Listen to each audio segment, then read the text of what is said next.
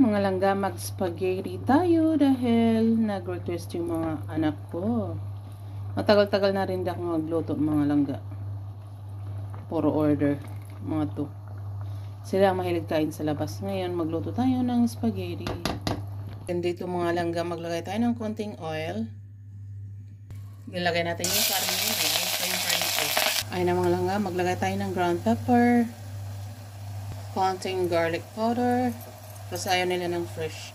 And of course, salt, pampalasa. Mikos-mikos. Diba? Lahat na ay gumagamit ng mikos-mikos na yan Ganon yung ground beef natin. Fresh na tomato yung gamitin natin mga langga sa sauce. Nilagay na natin yung fresh tomato natin mga langga. O diba mga langga, madali lang. Ganon lang kadali. Napakasimple lang yung spaghetti nila. Luto na mga langga, pakainin ko na yung bunso ko.